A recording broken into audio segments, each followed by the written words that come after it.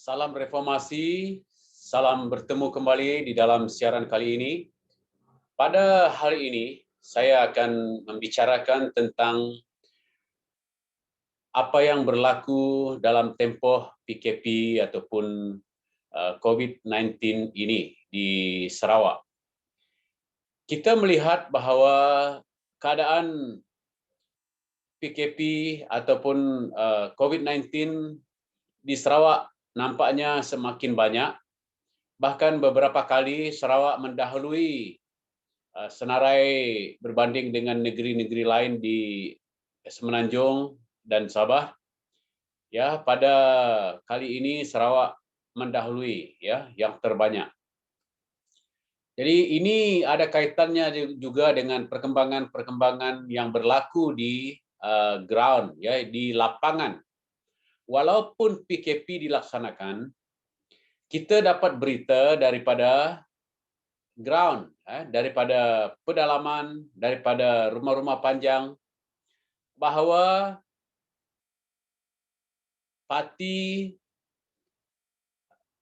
Gabungan Sarawak GPS yang dulunya BN, ya, Parti BN GPS masih tetap giat berjalan seperti biasa, seolah-olah tidak ada PKP berlaku. Sedangkan kita sebagai pembangkang terhalang untuk bergerak, bahkan dihalang untuk mendapatkan permit kerana kononnya ada sebab tertentu yang diberikan. Jadi apapun yang kita persoalkan adalah Parti Gabungan Sarawak ini, GPS ini, mereka giat bergerak di pedalaman, seolah-olah tidak ada PKP langsung. Apalagilah dalam keadaan darurat ini sepatutnya tidak ada kempen, tetapi sebaliknya yang berlaku ya, dan kita melihat sendiri di mana masa ini pun Ketua Menteri Sarawak yaitu Presiden ataupun pengerusi GPS ini ya sibuk ke hulu ke hilir, terbang sana terbang sini ya tanpa apa-apa sekatan, seolah-olah tidak ada PKP langsung.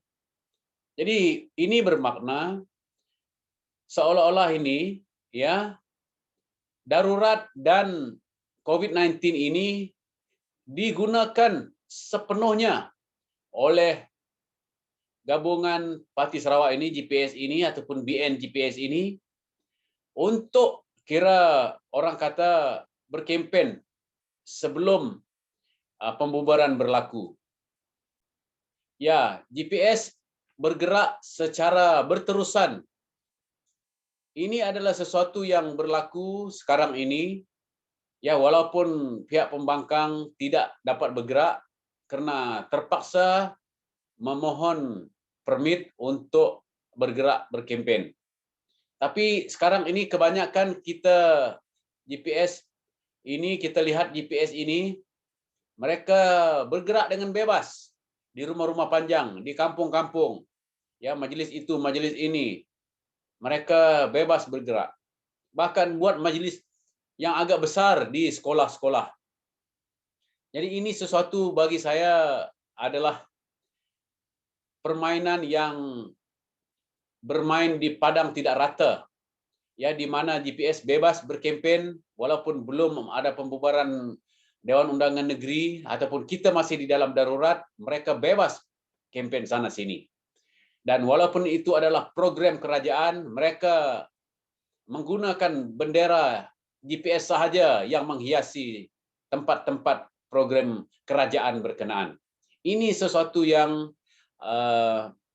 bertentangan dengan demokrasi yang sepatutnya menunggu dulu pembubaran Dewan Undangan Negeri ataupun Parlimen. Dan kita kesal kerana dikala pembangkang patuh kepada peraturan PKP ini di mana kita memohon permit untuk bergerak, kita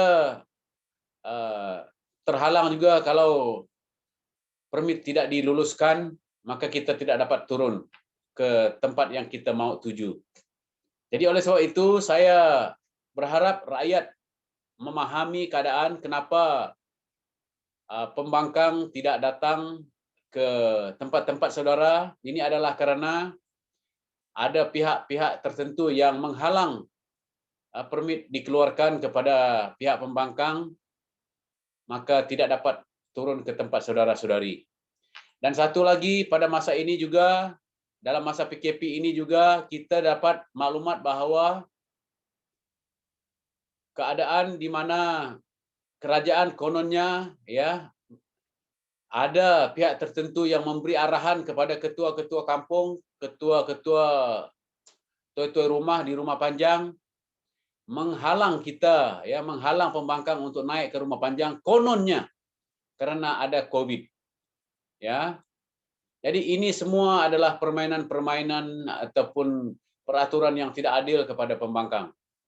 Jadi disinilah kita menyeru kepada rakyat, kepada penduduk-penduduk di Rumah Panjang, supaya kalau melihat kehadiran GPS di tempat saudara, yaitu memang karena mereka tidak mematuhi arahan ataupun peraturan PKP, karena mereka mudah saja bergerak sana-sini, sedangkan pembangkang tidak dapat bergerak karena permit tidak diluluskan ataupun tidak dibenarkan, ataupun kita jaga kita tidak mau COVID-19 ini berjangkit.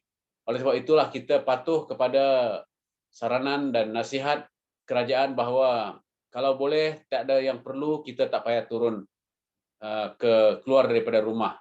Begitu juga dalam hal berkempen.